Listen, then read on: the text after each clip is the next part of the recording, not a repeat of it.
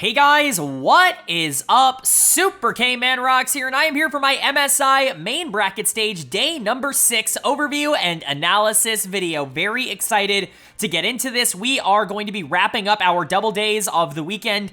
In this one, of course, this is the only weekend where we are going to be getting 2 best of 5s in one day, so a little bit of a longer video. I really do appreciate you guys sticking around for these long videos. It really means a lot, but today we're going to be going over the final round 1 series that we have, as well as moving on to our second of the upper bracket round 2 series. We're going to know our winners finals by the end of this. We're going to know our lower bracket round 2 matchups that we're going to be getting all week long by the end of this video. So I'm excited. I hope you guys are. If you are, let me know down in the comments section below. If you want to know my thoughts on what I expected to see out of this series or what I've seen so far at this tournament, both in the play-ins and in the main stage, I've covered every single game of this tournament. We previewed the games that are taking place today at the end of yesterday's video. Both of those, all of those videos will be up in the iCard right now in a playlist. You can check out that playlist if you're interested in any of my MSI coverage up until this point, including like pre-tournament analysis, my pre-tournament primer, things like that, where I ranked all the players, ranked all the teams, etc., etc. But today, we're going to be talking about the main series. So, without further ado, let's jump right into it. If you are new here, what we're going to be doing is going game by game in each series, talking about the advantages and the disadvantages that each team was able to generate.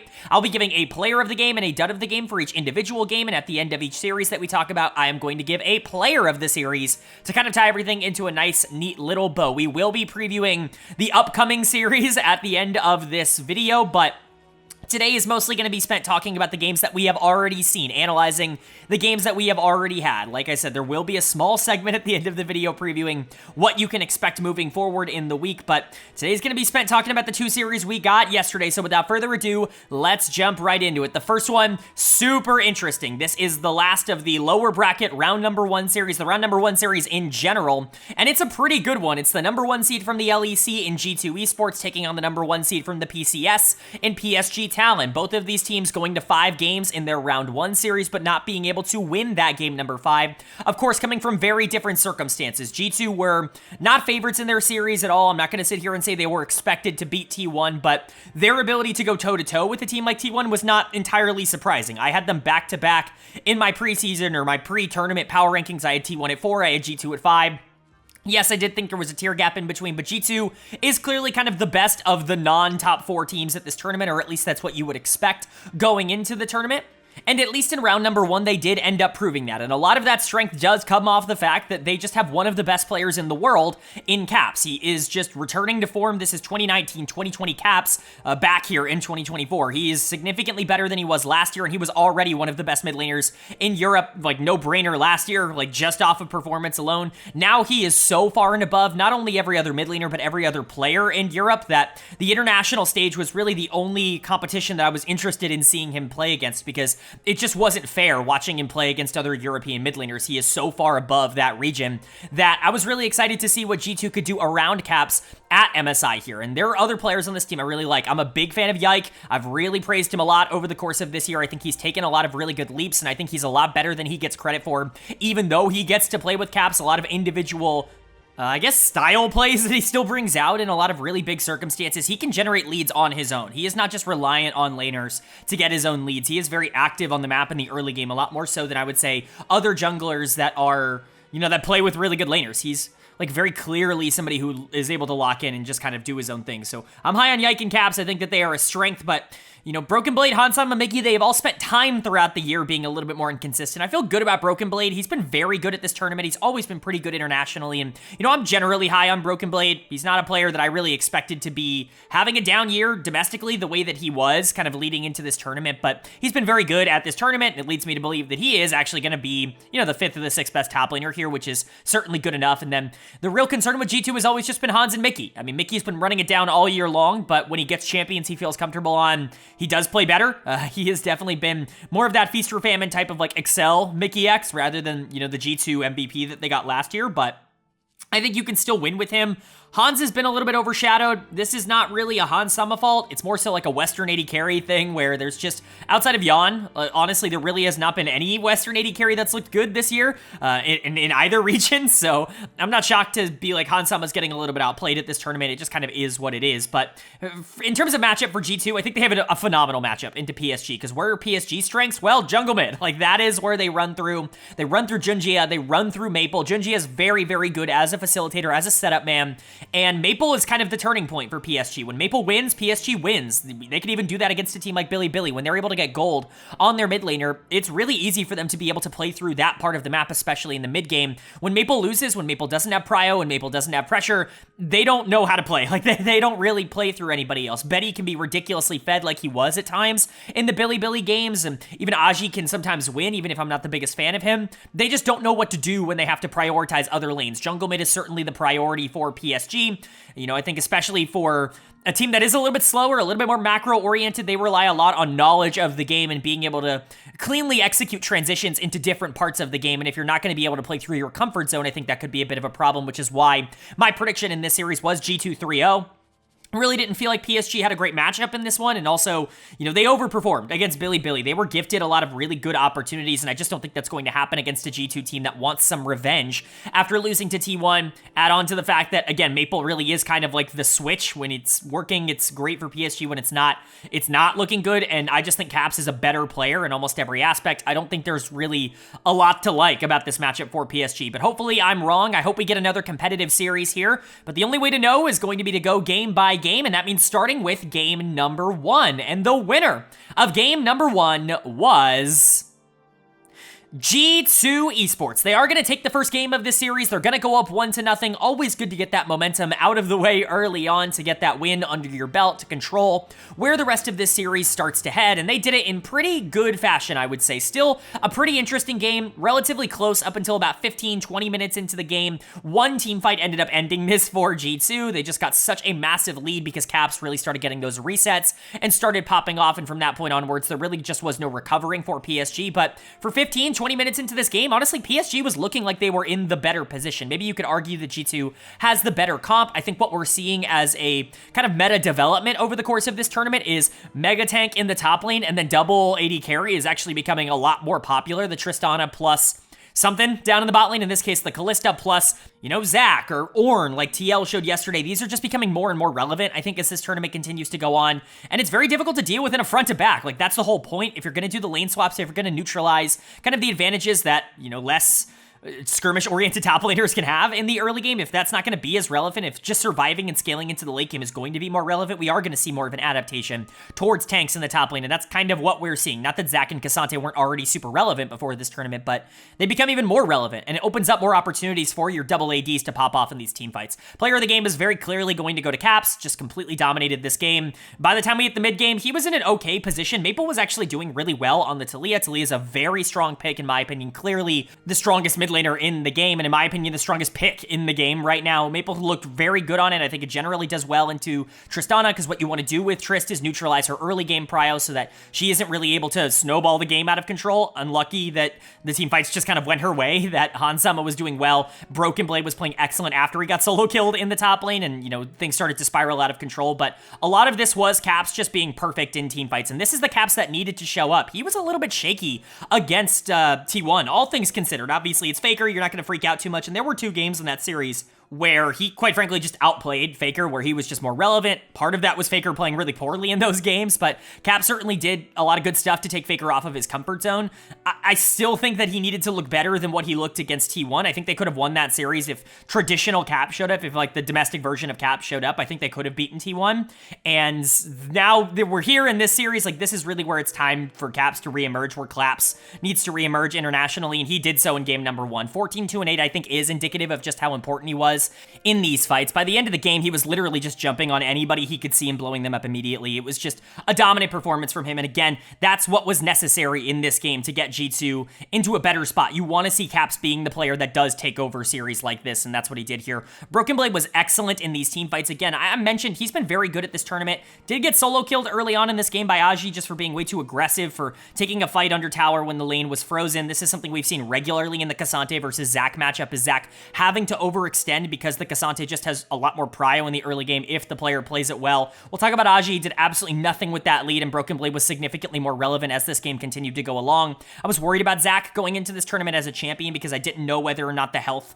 nerfs would actually take him out of top lane, would make him a lot weaker in lane. Well, it did make him a lot weaker in lane, but because lane swaps have become so prevalent, and just generally because top laners aren't going to be as aggressive as they have been in, recent patches where you're not getting a lot of 1v1s, the weakness in Zach's early game isn't quite as noticeable, and so you're still getting a lot of the benefits of Zach in the late game as that big premier, engage tank that he ends up being. Broken Blade was excellent in the 5v5s and really was the one to kind of pull back the game and allow caps to pop off. I thought Yike was very good here. A lot of the engages were really well timed, and I think he did lock down priority targets. Hans and Mickey were doing well. Poppy is becoming kind of the new Mickey X signature pick. It feels like he has a new one of these every year. Last year it was Braum in his MVP year. This year it looks like it's going to be Poppy. That's fine. If Poppy is what you feel good on and comfortable on right now, like you did in the T1 series, then play it. That's really all that needs to be said. If you're on Nautilus and you're inting, don't play Nautilus. I don't care which champion is theoretically stronger. Work with what you got. Mickey X is looking good on Poppy, so keep him on that. And Hans was good in this game. Certainly good enough to be able to win on his, quite frankly, signature champion in Kalista. That and the Draven are the two that everybody knows him for. So for G2, it's a nice stable win. Maybe you would have liked to see a little bit more of a dominant early game. You don't want to play into these late game spiking comps, in my opinion, against PSG, because that is kind of playing into their strengths, but you had Caps and you had Broken Blade playing really well, so you were bailed out of it in that sense. And then for PSG Talon, again, you had control of this game, mostly through Jungle Mid, who played excellent in this one, both Junjia and Maple. I thought had really, really solid games here. Junjia was constantly creating, was very good at trying to time objectives, even when his team was at a disadvantaged state, when they weren't able to set up for them. He was oftentimes doing a really good job of contesting and making G2's life a lot more difficult in a lot of these fights, and Maple was doing a good job to clean up the back half of some of these fights after Junjia had already done a lot of the heavy lifting. The problem was nobody else on this team was relevant really at all in the 5v5s, and so even when PSG had a 2k gold lead at 15-20 minutes into the game, they didn't really have any fight pressure because the Tristana was just going to be the most valuable carry in the game. Dead of the game for me is going to go to Aji. Again, he got that solo kill on the top side, but did it really matter? It turned into nothing. He was kind of useless in the late game. We're starting to see the reality of Cassante. There are a lot of really good Cassante matchups, but if you pilot him poorly in the back half of the game, he's not unkillable. He's not this champion that's just never going to go down if you engage at the wrong time, or if you're down in gold, or if you're in a position that you're just going to be targeted immediately. He can be incredibly oppressive to try and play into, but he can also be kind of useless, even with resources like he was here. And then Betty and Woody just weren't as good as they were in the previous series. One of the big reasons why they almost upset BLG was because Betty just had the series of his life. Wasn't really expecting that to happen again. Now, Hans and Mickey have kind of been the pseudo-weakness of G2, and so if Betty does pop off, that's really big for PSG, and I think that is absolutely a win condition for them, but didn't quite happen here in game number 1. But credit to Junjia, credit to Maple, they tried their best. They just couldn't get the job done in the 5v5 team fights. If I'm PSG, I'm taking this game again. If you can get this game again, I think you're more likely to win this than you are to win other types of games. And if I'm G2, I do kind of want to speed up the process. I do think that it's better for you to play faster as a team. It's just you're better at it than they are. And so I would still be looking to play into that. But G2 now up 1-0.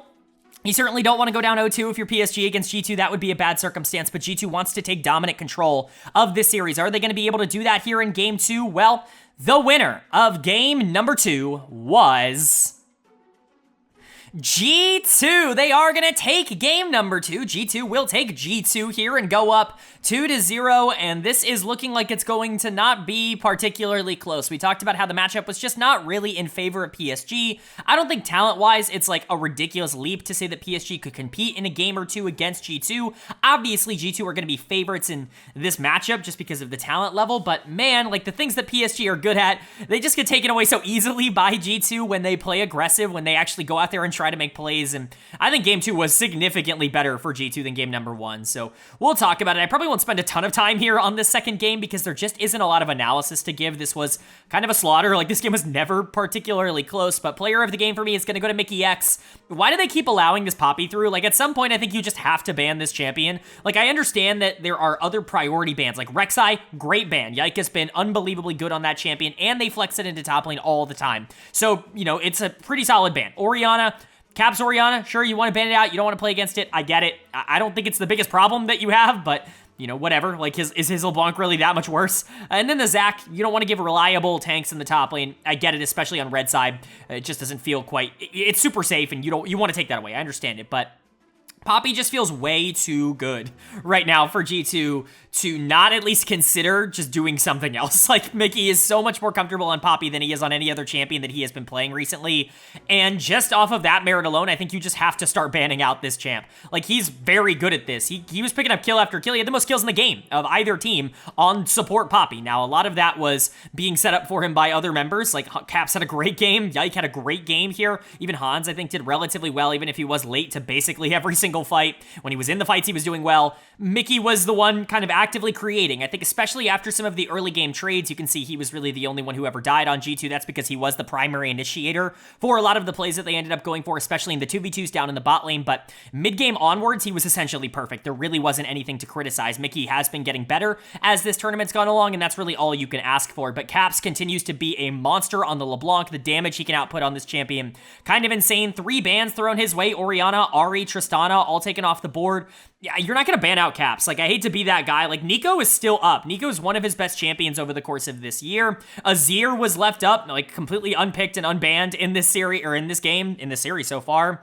Like, you're not going to ban out Caps. It's just not going to happen. I don't like taking away the Ahri. Like, maybe the Trist, I get, but, like, it just doesn't make a lot of sense to me. Are you really, like, downgrading that much going to Caps as LeBlanc? It just feels like a very strange decision. Yike is also doing really well on the Jarvan. This is really reliable engage, both in the early, mid, and late game. That's really been the positive of Jarvan. He's been pushed out of the meta because things like Vi and things like Xin Zhao kind of do his job a little bit better in terms of damage. Like, they are more active. Like, Vi's better set up, and Xin Zhao is more damage in terms of the skirmishes, but Jarvan is a nice middle. I would say of both of them, he definitely scales the most into the late game of them. I mean, Vi's going to be super valuable in the late game if she's playing from ahead. If she's playing from behind, she does literally nothing, but I think Jarvan is the most, like, universally useful in the back half of the game, and so I understand why Yike is prioritizing this champion. Broken Blade was really good on Twisted Fate. I mean, he would just, like, TP and get kills and then, you know, do fine. Like, shout out to Aji, he was pretty good in lane. Like, the Jax definitely worked in terms of the counter pick, specifically on the TF, like, in the 1v1, but it just didn't really matter outside of that. Like, there really just wasn't anything he was ever going to be able to do, but credit to G2, they just continue to roll along. This was a stomp, and now they're up 2-0. PSG, again, this just feels like a pretty bad matchup for them, and they just don't feel like they're going to be able to compete at the same way that they were able to compete against some of the other teams that they've beaten or at least been relevant against at this tournament so far. Dead of the game is going to go to Woody. I don't really get why 2 games in a row you're picking Nautilus into Poppy. You know it's Poppy support. Like, you are already aware that that's the champion that's going down into the bottom lane, and you're still picking the Nautilus. It just feels incredibly strange to me. I get that this team looks better on Varus plus Engager. It's just kind of been Betty's, you know, kind of comfort zone, I would say, especially in the early 2v2, but it's really not working. And Woody just going back in multiple occasions and just to die, like that fight in the middle of the game, in the mid lane. What was happening there? Like, Woody gets chunked out super early on by the LeBlanc, by the Jarvan, and then just hooks the Jarvan and insta-dies. Like, what are we doing?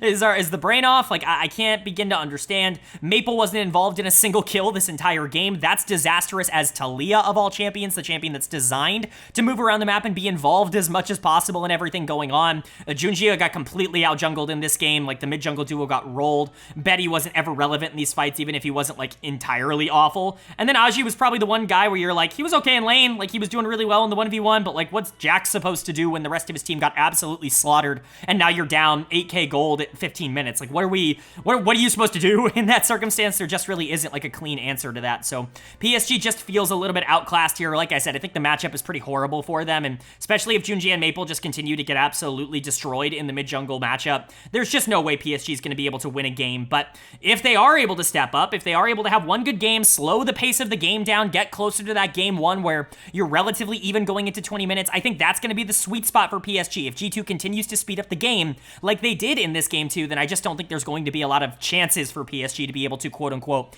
outplay them. So, interested to see, are we going to get a sweep, or is PSG going to keep this series alive at the very least for one more game? Well, the winner of game number 3 was G2. They are going to take game number 3. They're going to complete the clean sweep here of PSG Talon, and they are going to be moving on to round number 2. That means we have a rep from all 4 of the major regions in the second round. And unfortunately for the PCS, this is the end of PSG Talon's run. I really want to make this clear. They were not competitive in this series. Yes, that is true. But there is absolutely no way you can look at this tournament as anything but a major win for PSG and for the PCS as a whole. Not only did they beat North America's number 2 seed in a best of 3 to get to this spot and beat them pretty handily, like it wasn't a particularly close series. PSG was definitely better than FlyQuest to get out of play-ins, but they took Bilibili Gaming, the number 1 seed from the LPL, to 5 games. Like there is no way you can look at this performance from PSG as anything other than a massive win for the region as a whole, even if it didn't necessarily end on such a positive note. We're going to talk about that a bit more as we continue to move along here, but I just want to make that clear that I know recency bias is like the thing in the League community. I know that, you know, not to call out League fans, but a lot of League fans have memories of Goldfish. They see the most recent series and they assume that that's how good a team is. PSG is much better than what they showed here today. Bad matchup, good G2 team, just a bad, you know, storm, I would say, of things coming together, but you still have to give them all the credit in the world for everything they did to get up to this point. But G2 is just better. Like, they are really good. This is the best team that isn't one of the top 4 at the tournament. You know, I'm not sure that's really going to mean all that much because the top 4 does feel like they are a bit of a gap above everybody else. Obviously, maybe depending on how things end up going, it's not always going to be the case. G2 is a very interesting matchup moving into the second round against top Esports that I'm very excited to see where that ends up going, but we'll talk about that a bit later. Let's talk about Game 3 now. Player of the game and player of the series as a whole for me is going to go to Mickey X in the support position. 3 games of Poppy and 3 games of good Mickey X. It really is funny when he settles in on something, when he gets his mind on a champion and on a playstyle and you just let him have it over and over again, not even really depending on what the champion is. Like I said earlier in the series, year to year it is a different champion, but when he gets his mind set on the specific champion and playstyle, he plays the hell out of that champion, and Poppy is that champion right now. Allowing it through all 3 games I think was a pretty massive mistake. I think here in Game 3 they tried to tempt G2 to put it top lane because they draft the Cassante, they draft the Rumble, and now all of a sudden you're like, oh, do we really want to put Poppy down in the bot lane? Like, is that something that we really want to do? Well, who cares? Mickey X has been so good on the champion, we'll allow him to do it once again. We'll go for the Vayne on R5 in the top lane, and we'll just kind of go from there, and honestly, it did end up working. So, you know, credit to them. Mickey's just really good on the champion. He feels very comfortable on it. He's actively making plays. He's not out of position. It feels like he's constantly playing around the rest of his team. These are things that we've been waiting to see out of Mickey this year. This is the best of 5 that he has played all year by a large margin, and that's a very good sign because you need him to step up internationally. But Hansama was also great in this game. This is probably his best game of the tournament. Up until this point, I would say he was not great against T1. That was certainly a bit of a problem for the team, and he's been okay in this series, but this was the first game where it's like, oh, they're playing around Hans and they're allowing him to just kind of do his own thing, and, you know, he's going to pick up a lot of kills in this game. He's going to team fight really successfully. He's going to position a lot more aggressively. This is what you want to see out of Hansama. Maybe taking him off of things like Kalista is a good idea. EU just has no idea how to play Kalista. I'm not throwing stones. NA has also no idea how to play Kalista. Save that for the LCK and the LPL, who make that champion look ridiculously busted. Play Varus. Like, this is super easy to execute. It is not very difficult to figure out how to be useful on this champion. And Hans was very good in these fights, was constantly the most relevant damage dealer on the side of G2. Caps also deserves a lot of positive mentions. He gets that solo kill in the mid lane on Maple during a gank from PSG where he just completely outplays it. Super fun stuff, and his shockwaves throughout the entire game were very relevant. Caps probably would have gotten player of the series if Mickey had been a little bit more punished in this game, but Mickey's aggressive plays, I think, earn it for me. And then Yike and Broken Blade also very good. Again, not really punished throughout this game. The Jax has some windows where there are some negative interactions that he could have with the members of PSG, but Jax is really good into Xin Zhao because you can just counter-strike a lot of the auto attacks that he wants to go for and really kind of delay a lot of the damage in those fights, and so it really gave Yike a lot of, I guess, tempo in the early game that he used well. G2 was just better. They were dominant in this series, and they won across the board. This was not a one-lane, one-stop, shop kind of thing. Like, game 1 was pretty interesting through the first 15-20 minutes. Games 2 and 3, not so much. This was very much a G2-favored series, and they're going to go on to face top Esports in the second round now, which is a really fun matchup that I'm really excited to preview. But for PSG, this is the end of their tournament run. Like I said, nothing to be really disappointed about. Maybe you wanted to look a bit better in this series, but again, horrible matchup in terms of, like, player to player on paper. Like, where do you get your advantages? Well, that's the same place that G2 rarely ever gives away advantages, so bit disappointing in that regard. Aji is going to get done of the game here. The Cassante was entirely useless, like, just completely out of the game. Got dove level 1 after ghosting to lane to match the lane swap, and then immediately teleported back in only to die again. Like, just horrible stuff. The game was completely completely taken away. The Cassante was useless across this entire series both times that PSG played it, again, just kind of playing into the idea that you do actually have to be a good team in order to pilot any champion in the current meta. There's nothing that just makes your team unbeatable. Maple getting solo killed in the mid lane was not ideal. Junjia getting completely out jungled, I would say the entire series is also not ideal. And then Betty and Woody kind of returning to earth. Woody was bad in this series, but Betty, I'm not going to sit here and criticize him. This is the Betty we expected to see going into this tournament. Was, you know, just kind of a very passive late game scaling kind of player. Kalista is really not something that fits the playstyle of what Betty likes to do. In fact, it's the complete opposite of the kind of player that he is. He wants to be on hyperscalers. He wants to be playing for team fights, and putting him on something like Kalista, forcing this team to play towards bot lane early, I think was at the detriment, even in this lane swap situation. So Betty, like I said, returning back to earth after the series of his life against Bilibili Gaming, but this was a pretty predictable outcome in my opinion for PSG. They're just not a good enough team to be able to compete with G2, but they did their best at this tournament, and they went a lot farther than anybody could have anticipated they would. Really good showing from them, but this is the end for that. G2, like we said, moving on to round number 2. It certainly does not get easier from here. I think there's a chance that G2 could be a round 2 exit, and you know, the western regions could just be out and it's just East in the top 4. I think, like we all kind of predicted going into the tournament, that is definitely the most likely outcome. But if there is a team that has given me confidence that they can compete with the Eastern teams, that they can go toe-to-toe, you know, it's probably G2 and it's probably Caps. And then moving on now to our second series of the day here, and our second of the upper bracket round number 2 series. And for as much credit as I want to give that first series, this was definitely the one on the day that I was more excited about on paper. 2 of the best teams in the world going head to head. It's the number 1 seed from the LPL in Bilibili Gaming taking on the number 2 seed from the LCK in T1. A very, very fun matchup. We've talked about this in the preview, not only at the end of yesterday's video, but we talked about this a lot in the primer as well. We talked about the top 4 teams going toe-to-toe, how they matched up against each other in the primer, because it really did feel like the top 4 teams were inevitable at this tournament, and they were the ones to advance in round number 1. We already got one of those matchups, Gen.G just narrowly avoiding the reverse sweep yesterday against Top Esports. Now it's Bilibili and T1's time, and I cannot be more excited for this matchup. A lot of eyes are going to go on the mid lane matchup, rightfully so. Knight versus Faker is, in my opinion, a battle between 2 of the top 3 players in the world at their best at the current moment right now. You know, I've gone on record saying that Knight and Chovy are 1A, 1B for me, like whatever order you want to put them in. Right now, to me, Chovy is 1A, but Knight is not a far away 1B, right? As the second best player in the world, Knight's pretty darn good, and I think a lot of people don't necessarily understand just how good he is, because a lot of people don't watch the LPL, and I understand there's a lot of games. The playoffs even run a long time, and you know, the best teams don't even play in a lot of the playoff games, and so I understand not watching a ton of LPL. I understand not really seeing a ton of Knight, and therefore maybe being a little bit more hesitant to put him on the same level as a Faker or a Chovy. But to anybody out there that hasn't seen a ton of Knight, let me reassure you, this guy is one of the best in the world, period, end of story. Chovy and Knight have been my 1A, 1B for what, 2.5 years on this channel now? I do player rankings every Worlds. They were 1 and 2 last year, or they were 1 and 2 the year before that. So that's how highly I view Knight. That's where I view him as a player. Not to say that Faker is bad at all. He's been excellent over the course of this year. His laning stats were incredible in the regular season. Wasn't quite as good in the playoffs, which was certainly a bit concerning, just because T1 in general, I don't think was very great in the playoffs. They lost to Hanwha Life Esports in a sweep. They were able to beat them on the rebound in a 3-1 win, which is always good, but, you know, they needed to be a little bit more clinical, I think. And the start of this tournament has been kind of an up and down road for them. I think the play-ins was great. Faker was excellent. Guma and Carry in particular had been playing great. But Zeus and Owner still struggling a bit. Kind of that hangover from finals, from the LCK finals, where they just weren't perfect. And, you know, that's certainly something to monitor. For Bilibili, you can't really afford to have any of those mistakes. And while BLG definitely struggled a bit more in round 1 than you definitely would have expected against a team like PSG, for now, until proven otherwise, I'm going to chalk a lot of that up to them just not respecting their opponents, because that's really what it felt like in a lot of those games, especially going back and rewatching them to try and get some analysis before these games.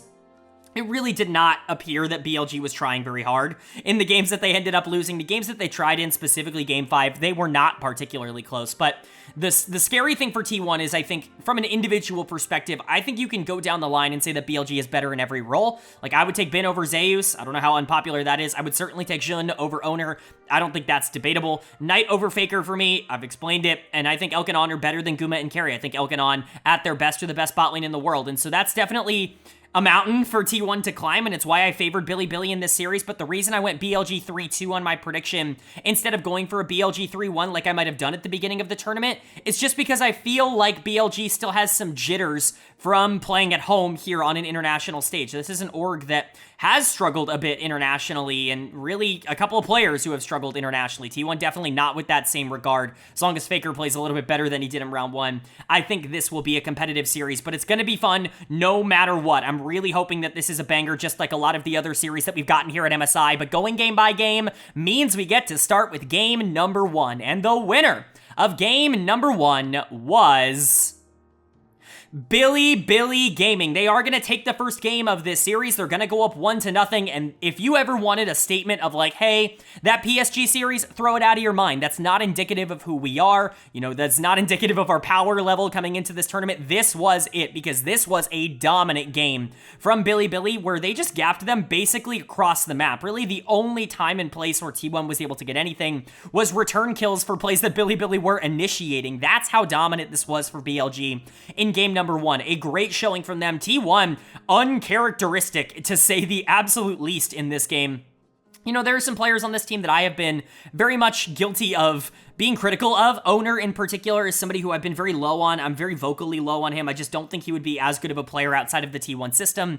He was not the problem this game. You know, I've been low on Zeus. I think he's just a lot more inconsistent than you would like out of, you know, what everybody says is the best top laner in the world. And, you know, he was okay this game, but Bin was significantly better. We will get into that. But they weren't the problems. The problem was Faker. And that's something that I just did not think I was going to say going into a series like this. We will definitely talk about it. But player of the game, this one's probably going to get me some flack. I don't think this is going to be a popular take. I'm going to give it to Elk.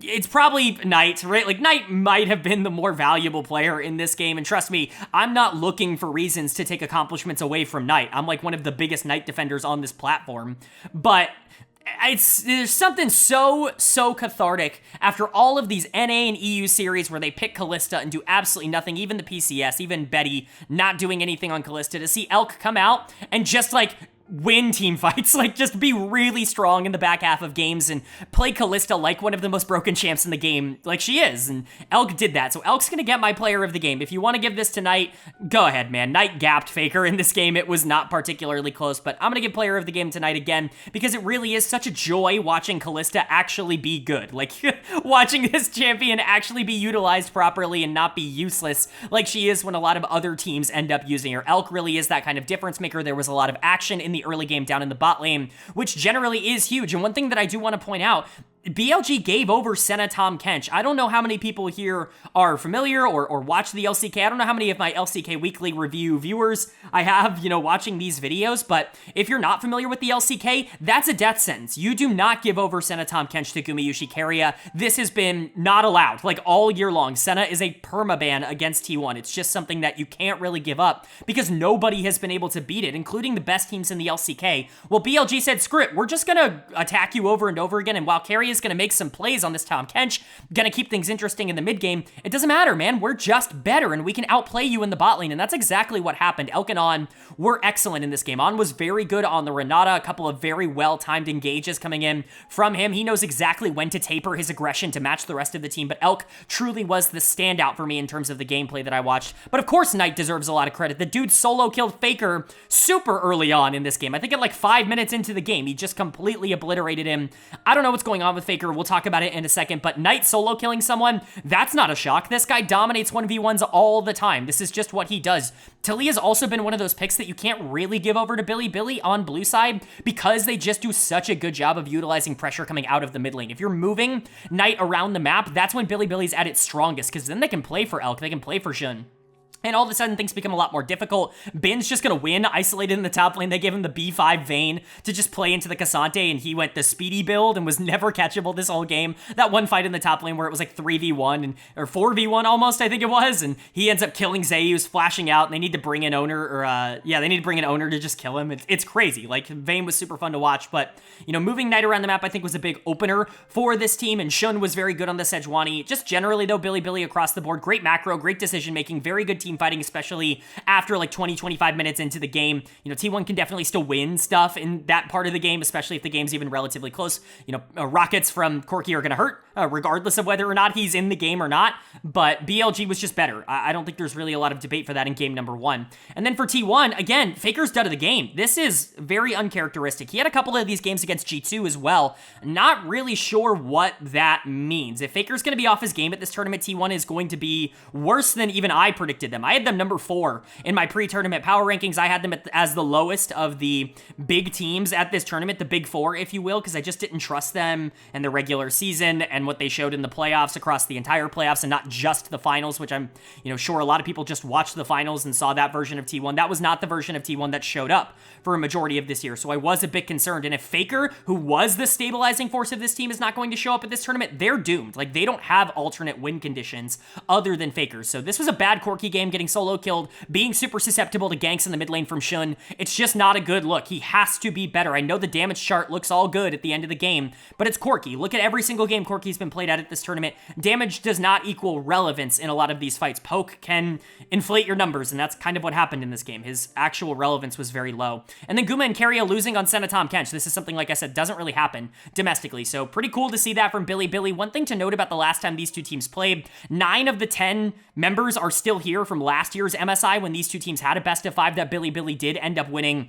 pretty dominantly, and the focal point of that series, kind of the driving force, the reason Bilibili won, was them being able to target bot lane and shut down Guma and Keria, just overloading bot, diving repeatedly, 4v2ing regularly down in the bot lane, making sure that their bot lane, Guma and Keria, were just out of the game and forcing someone else to win, or forcing the top side of the map to be more aggro and aggressive, and T1 just didn't really have an answer to that. That could be something that we see. We saw more bot pressure in this game from BLG, so just something to keep in mind. Owner was generally fine, but also his team fighting was garbage on Viego. He actually played a lot of those fights super bad and super slow, which is not ideal, even though he did have gold from the early game. And like we said, Zeus was just significantly less relevant than someone like the Vayne on the other side. So T1 definitely needs to recoup here. They need to get back to their playstyle. What are they good at? Slowing the pace of the game down. Corki is great for that. Senna is great for that. Viego is great for that, but you have to be able to operate in that vein. You can't be skirmishing around a lot of these neutral objectives, and you certainly can't be giving Bilibili a 4 or a 5k gold lead going into 20 minutes if you're trying to play this front-to-back comp. So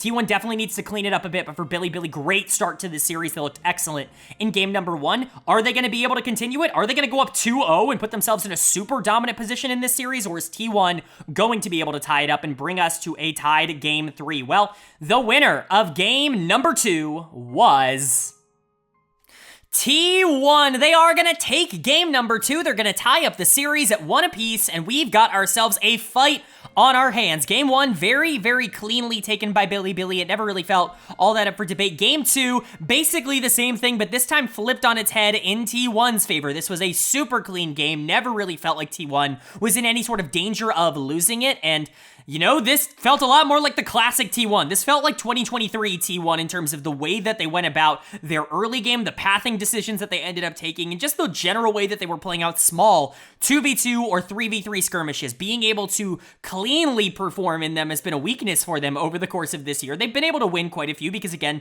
the bottom of the LCK is absolutely atrocious right now, but against the best teams in the LCK, they have struggled in a lot of these early 2v2 and 3v3s. It's nice to see the team really buy into that aspect in this game and be able to perform because you have that Senatom Kench for the scaling. You've got Faker on something like a Talia that can be so much more useful in a lot of these small, close quarter situations, and you got Zeus and Owner having a really good game on the top side. So we'll go ahead and talk about it. Player of the game is going to go to Faker in the mid lane. They needed this. We talked about it in game 1. If Faker is not performing for T1, this series is a wrap. And I don't mean that to discourage T1 fans or to say that T1 is nothing without Faker. I don't think that is as much of the case as it was last year. Obviously, we saw what they looked like when they didn't have Faker in the regular season. That team wasn't good in 2023, but I don't think it's quite as much of a problem this year in my eyes. What I do see is a team that really relies upon mid lane prio, and so if Faker is in there and he's not doing well, if Faker is in there and he doesn't really have any way to contribute to a lot of these early skirmishes, then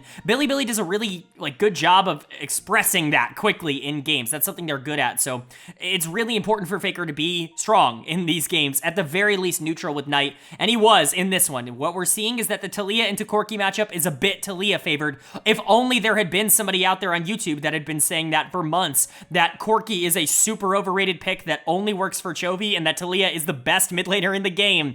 I mean, this is just kind of what we would expect in a matchup like this. Faker looking very good in this particular circumstance, could not miss a seismic shove towards the back half of the game, specifically every single time he looked for Elk, but still, I mean, this is what's supposed to happen in this matchup. Corki is not allowed to play the game when you're going into something like Taliyah. So Faker doing a good job of expressing that mid lane and kind of pushing it out, you know, creating a lot of the tempo in the early game, allowing his jungler a lot more opportunity and generally allowing his bot lane to scale a little bit easier. I want to give a big shout out to Zeus, who had an excellent game here on the Zac. I think the scoreline's a little bit better than maybe the game that he had. He was still very valuable, but a little bit more of just like a frontliner that happened to get a bunch of kills as this game continued to go along. He wasn't like the central focal point for a lot of the action. They dove in a couple of times, like they definitely put some attention up on the top side, but this was a good game from Zeus, maybe not like an unbelievable game like you might read from the 8-0-5 scoreline. Owner was very good. I thought his pathing was excellent. This is what you need to do as Xin Zhao into something like a Wukong. We've seen Xin kind of be the priority for T1 over the course of this year because it is something that allows Owner to play for the lanes, and that's really what he wants to do, right? He's not somebody who just wants to scale for late game. He wants to enable Faker and Zeus and Gumayushi to be able to win 2v2 or 1v1 and put them in positions where they can start to move around the map and create these 2v2 or 3v3 skirmishes around objectives. That's the centralizing early game ideology for T1, and Owner on things like Xin Zhao just becomes a lot easier for him. So really liked him in this game. Guma and Keria actually did their Senna Tahm Kench things. Keria is so freaking good on Tahm Kench. He has been the best player for T1 across MSI so far, and it's not been particularly close. I mean, Guma has also been very good. The bot lane has definitely been the strength for T1 at this tournament, and that continued in this game, but it's nice to see T1 kind of answer back. All 5 members performing well in this one after struggling a bit in game number 1. Really happy to see that the series is not going to be a complete rollover. And then for BLG, you really wanted to see them come out and keep the kind of ideology and pressure that they had in game 1, but they didn't. They went to a much more like passive mid-jungle duo. Wukong plus Corki is just not this skirmish-heavy mid-jungle duo, and that's what Bilibili does. Like, at the end of the day, we can talk about how their macro has gotten a ton better, and it has. Their macro has gotten so much better from last year with the addition of Knight because he opens up so many more opportunities because he's constantly winning mid lane, but you put him on Corki, you take all of that away, and now Jun's on something like a Wukong. He can't fight the Xin Zhao. He can't skirmish early on. Zeus is doing a good job pressuring the top side in this quote-unquote counter-pick matchup for the Zac. And so you're kind of just relying on bot lane doing something in the 2v2, and the problem is that Guma and Keria aren't going to lose twice, especially because they didn't receive the same kind of pressure that they did in game number 1. If you allow the Senna TK to play boring, they're gonna play boring, and then you hit 15-20 minutes in the game, all of a sudden they're super relevant. So it ends up being a bit of a problem. Elk was also pretty bad this game, and I think that definitely hurt. He could not dodge anything from the Taliyah to save his life down the stretch of this game, but Knight is gonna get the dud of the game for me, losing prio early, not being relevant in the mid game. He had package for some of these dragon fights and just never really found an angle to get them off in any sort of reliable manner. It just wasn't a good game from Knight, and I think generally the takeaway for me from the first 2 games is that Corki sucks. Like, this champion is just not good. I've been saying it on the channel for a little while. It's the most perplexing, high usage, high priority champion that I've seen in pro play in a long time, because I just don't see the value. Like, number go big at the end of the game when you look at damage chart. That's super fun. That's super cool. I'm super happy for you. What is the impact that Corki has on the game that other champions don't just do more of? Like, why is Aurelion Sol not being picked in the mid lane here if you want a scaler? Like, why are we going for something like a Corki that just offers you less flexibility? I get that double AD carry, quote unquote, is kind of starting to become a little bit more meta, but Corki's not, like, double AD is not the reason that that's strong. It's because Tristana is very good in the mid lane that is strong, and so I just don't get it. I think the Corki priority is a massive mistake, and I think both teams have lost a game in this series because of it, but it wasn't, like I said, it wasn't just him. Elk was bad. Jun didn't really have any prio or pressure at all. The Wukong engages were essentially useless this game. Bin got beaten in the top lane, got dove a couple of times on the top side. Cassante not looking all that strong in today's games. That's definitely for sure. On was really good. Those handshakes are ridiculous. I honestly think you have to take him off Renata. He just seems too comfortable on the champion right now, but outside of that, not really a lot going for Bilibili in this game, and it's tied up at 1 apiece. Game 3 matters a lot in a series like this. If you're able to win that, only having to win one of the final 2, I've said it many times on this channel, to me it's the most important game of the series in a best of 5. If you're tied at 1 apiece, game 3 becomes the tipping point. You have to win this if you're both teams. You have to be able to get that momentum and that confidence, but only one team can do it. Who's it going to be? Well, the winner of game number 3 was Bilibili Gaming, they are going to take game number 3. They're going to retake control of this series by going back up 2-1. And this was yet another very dominant game. It's very funny. We're getting these trades back and forth where each team feels very confident playing on blue side and doesn't feel very confident playing on red side. That's been a trend throughout the entirety of the year, I think, for a lot of different series, even going back to the spring playoffs. Like, in multiple different regions, blue side had proven to be the stronger side, but Bilibili doing some very interesting things with a very aggressive draft. This is a lot more standard towards what BLG was playing towards the end of the year. Things like the Maokai in the jungle for Jun are like, that's a very, very common pick in the LPL. I would bet to wager, I don't have the stats on me, it's got to be more common in the LPL than any other region.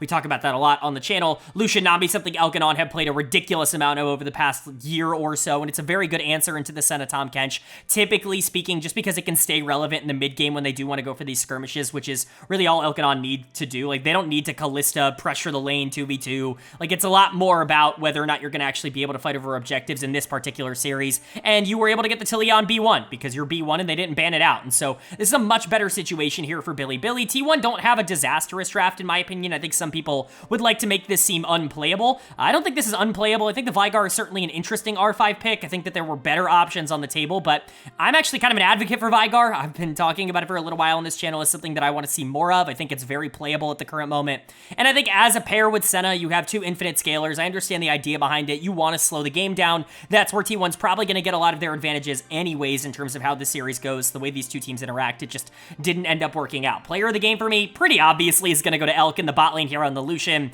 1 billion damage. I mean, there's no way to watch these fights and not be like, holy lord, Elk plays Lucian different than everybody else. It's so funny because, like, LPL Lucians have always been kind of a meme, like, in a good way. Like, they're just ridiculously strong. They've always been the best region at Lucian, but I feel like it's even more so true now than it's ever been before. Like, we've seen good Lucians at this tournament. Hell, Yon yesterday was a phenomenal Lucian in the Team Liquid series, but it's just a bit different watching Elk and Jackie Love in particular pick this champion and just utterly dominate, play so aggressive in the mid game, play literally like a frontline assassin. Like, Elk plays like LeBlanc in this game. There's no difference in the way that he wants to play the game in terms of how he plays Lucian versus LeBlanc. He's constantly dashing in. He's never really playing all that safe, constantly just using his small micro mechanics to be able to dodge any sort of skill shots and keep himself alive in fights, and really trusting that his support in On, who is literally there to keep him alive, will do his job and keep him alive. And so you got to give him a lot of credit. The damage was ridiculous. There was that one funny clip where he basically just one-shot Gumayushi. It's genuinely ridiculous. Like, it shouldn't be possible, but Elk is that good on the champion. On definitely deserves some credit. The Nami is definitely part of the puzzle when it comes to making Lucian look as good as he does as a champion, but it's the bot lane together that really dominated here. I thought Knight was excellent in this game on the Talia. 3rd game in a row here where whoever gets Talia just ends up winning the mid lane matchup, which is certainly not a coincidence, but I think in this game, at the very least, it was a little bit more of Knight actually doing the things that Talia does really well, rather than Corki just not being able to answer any sort of map pressure. Faker was trying to do things, and Knight was just way ahead of him. Jun was way ahead of Owner in a lot of these different circumstances, and that really created easier dynamics for Bilibili to play out the mid game. Bin was unbelievably good in this game. This is the best top lane game either team has had in this series so far. I would say Bin was really excellent on the Jax. This is a pick that he's obviously very well known for, but Jax is a super flex for Bilibili because Jun can play it very well in that same vein. Like, he is very experienced on the Jax, and so it's a very difficult thing to end up leaving up, and I really like the pick here for BLG. It does really well into TF in particular, so really nice stuff. Generally, Bilibili just looking very solid, much more akin to game number 1 than to game number 2, which is a good sign for them. For T1, I like the idea of wanting to go scaling. I don't like Lee Sin here. I really hate Lee Sin. That to me is the problem. I don't think you can pick Lee Sin and expect to have any sort of pressure on that champion. He's not going to be relevant in the mid to late game. You're not going to be able to skirmish over objectives. You're not going to be able to do the Lee Sin thing because you have a Vigar and you've got Senatom Kench down in the bot lane. You're never going to be able to fight in this game early on, and Lee Sin's not going to be relevant. So what's exactly the point of him in this comp? I don't really know. I also think TF doesn't exactly serve the purpose of this. I think I really would have liked something like a Tristana in the mid lane here, and then you could potentially, maybe you go the Maokai earlier on in the draft. You banned Sejuani, but I think you could theoretically take that. The Lee Sin would be better with the Tristana, even if I wouldn't love that, but something like a tank in the top lane I think also would have been a little bit more stable, but really a lot of the negatives that you can point to in this game I think were mechanical problems for T1. Faker just not really being in the right position in a lot of times, just never really being impactful on the Vigar. The cages were useless throughout the entire game. Owner losing pressure in the early game to a freaking Maokai and never being able to recover is not ideal. Zeus just was never going to be relevant in the matchup. And then Guma and Keria, I get Senna Tahm Kench is such a strong, like, late game insurance policy for this team that they've used as a crutch a lot of this year, but it's not going to work against a team in Bilibili who is going to be pushing the tempo a lot more than teams in the LCK were ever going to be willing to do. Even the best teams in the LCK are slower. Like, Gen G is a little bit slower. Hanwha probably the most aggressive you get, maybe KT Rolster in terms of the early game pressure, but even those teams, like, they're not as aggressive as Bilibili is, and so I don't know if you can get away with the Senna TK in the same way you could get away with it domestically, and they're really running into problems in that regard, and they're one game away now from dropping into the lower bracket. I know that's going to be a bit disappointing for T1 fans. It wouldn't be a huge surprise to me. I don't think this would be considered an upset by any means, but they definitely want to at least bring this to a game 5. This is a must-win game number 4. Bilibili can win it, though. They're moving on to winners finals to take on Gen G. Knight versus Chovy is certainly salivating on everyone's tongue right now, and we're one game away from being able to make that happen. Can Bilibili clean up this series, bounce back after what was a rough round number 1 and really show that they are a tournament favorite for a reason, or is T1 going to push us to a Silver Scrapes game number 5? Well,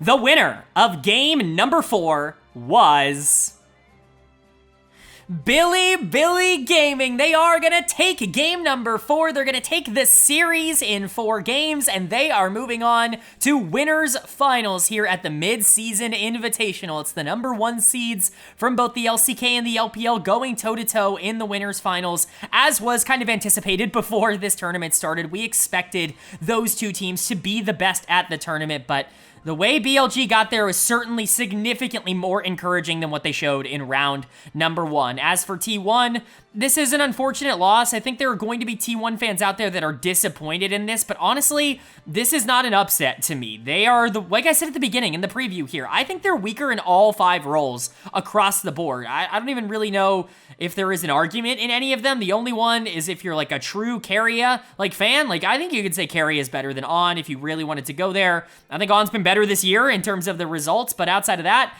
I don't really think you can make an argument that anybody else on this team is better than someone on BLG, and that's not to disparage T1, that's to hype up Bilibili Gaming. That's how good this team actually is, so I don't think this is the worst loss in the world for T1. They move down into the lower part of the bracket now, and they have a date with destiny with North America, with Team Liquid. That's certainly going to be an interesting one to preview for sure, but talking about this game number 4, player of the game and player of the series was an easy choice for me. It's going to go to Elk. He really was the guy in this series. I think when you're looking at what Bilibili wanted to do, they wanted to play through bot lane, and maybe the game 1 player of the game I gave him was a little bit over eager. Maybe Knight was more valuable in that game, but you cannot argue game 3, and to me, I don't know how arguable it is that he was the most valuable player here in game 4. Senna had been on Gumayushi's hands every single game, 1, 2, and 3 leading up until this one, and it hadn't really worked. It was okay in game number 2, it certainly did its job, but it wasn't the reason they ended up winning that second game. It just was very reliable in terms of being able to scale. Well, Elk says, all right, you had your fun, Guma. Well, I'm going to take it now, and I've already been beating you this series.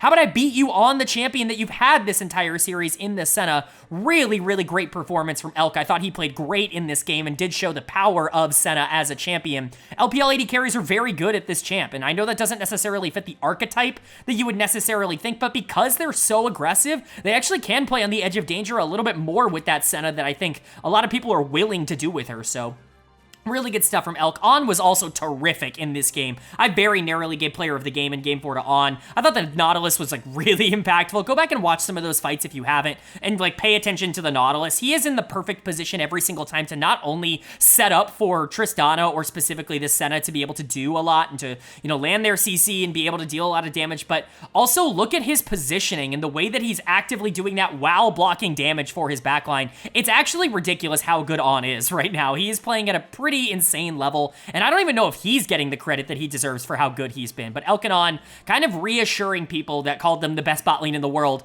like me, going into this tournament that yes, that take is still very much an active threat. Bin was very good in this game. Cassante finally looked good on today's games. It didn't look all that great in the first series, certainly didn't look great in this series leading into game number 4, but leave it to Gigabin to make Cassante look as strong as he can.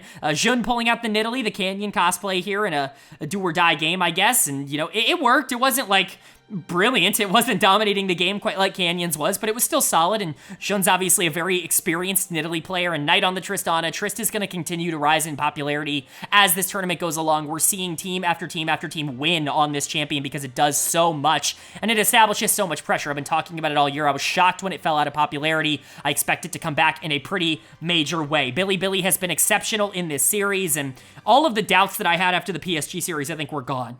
I feel very good about the fact that Bilibili is who we think they were. They took some time to rev up. They took some time to get, their mental right, but they locked in for this series against an opponent that they actually wanted to play against, and they got the job done. For T1, they moved down into the lower bracket now. Not the worst case scenario. This gives them more games. I know they already went through the play-in stage, but I think more time is going to help this team. It feels like Faker is not locked in right now. Zeus and Owner need some time to get back into a good comfort rhythm because it just doesn't feel like they are clicking right now, and I think it's really hurting this team. But looking at game number 4, there were just a myriad of problems. Carry is going to get done of the game because I think he just piloted the Renata so poorly here in game 4. Multiple moments where it's like, why are you going in? Why are you getting caught out? Why are you disconnected from the rest of your team? Very anti-Carry moments, if we're being entirely honest. Something that he doesn't necessarily do a lot is get caught out for no reason. He's actually very stable in that regard, and so it was very shocking to see the mid-game problems arise from him, a player that just traditionally doesn't have that issue. I think him and Guma got outplayed by Elkanon pretty considerably in this series. This happened the last time these two teams played against each other as well.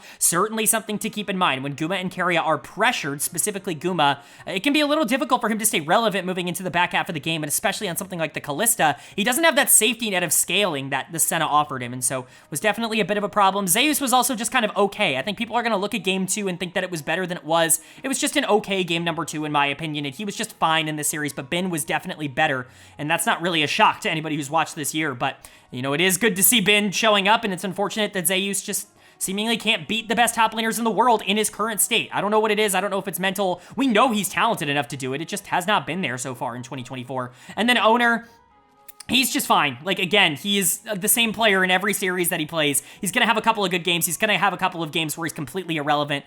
Really, the turning point is Faker. He just got outplayed by Knight. And while that isn't one-for-one like a shock, I would have expected Knight to be the better player in this series. I think a lot of people would have expected Knight to be the better player. Faker should have at least stayed relevant, and he really wasn't all that relevant. There were some good plays on the Akali. He was probably the most relevant player in this game in particular. But 1, 3, and 4 in this series, he was just straight up outplayed in the 1v1. And again, if that happens to Faker for T1, they don't win games. Like, it genuinely is that important for them that Faker is able to do his job. If he's losing, this team is losing, and so they need to figure something out to get Faker locked in, because he is just not playing like Faker at this tournament up until this point. He struggled against G2. He struggled here against Bilibili Gaming. He's got to get locked in, or else I think this team is going to disappoint. But that's really for another day. They're going down to Team Liquid now, and that should be a pretty easy series for them. Faker versus Impact, the T1 boys or the SKT boys, getting a little bit of a rematch against each other. That's going to be fun. T1 should have no problems in that series at all. This should be a team that coasts their way back into top 4, and I would expect that to be the case even with them struggling. But for Bilibili, they move on to winners finals now. That series against Genji is completely salivating. I mean, truly, like, it is one of those rare opportunities where we have been waiting and waiting for Chovy versus Knight. We have been waiting for this matchup internationally for years and years and years for the first time. It's finally going to happen here at MSI. A dream matchup is going to take place, and it's because Bilibili is playing at the moment like the best team in the world.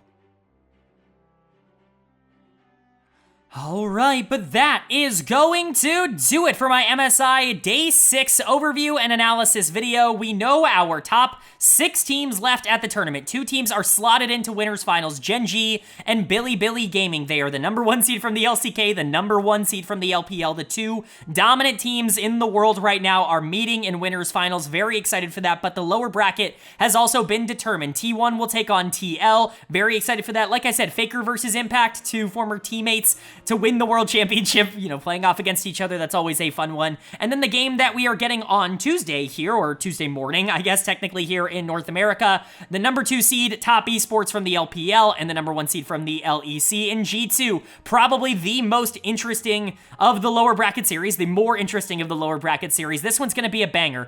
I think Top Esports is better than T1 right now, and so by that logic, I would expect Top Esports to win this series. I think if T1 can beat G2, I think TES can beat G2. I just think they're a little bit more explosive, and quite frankly, I don't know how G2 handles Jackie Love. Like, from a matchup perspective, Hansama versus Jackie Love scares the ever-loving shit out of me if I'm a G2 fan. Like, there just does not feel like a good answer to that. And I understand, like, you yourself can say, like, well, we have Caps into Cream, and Caps is probably the better player. Like, Caps is probably better than Cream, and I agree with that, generally speaking. I think Caps is a better player than Cream, but can you say that Caps is better than Cream more than Jackie Love is better than Hansama? I don't know that that's gonna be the case. I'm just very worried about that matchup. 369 has been struggling a bit. Maybe Broken Blade can take advantage of some of those minor mistakes, but Tion's had a good tournament, and I think Yike has also had a good tournament. It could be a close series, and I would like for it to be a close series, but again, if Jackie Love just destroys the bot lane here, I don't really see how G2 wins games, and so my prediction is going to be top esports 3-1.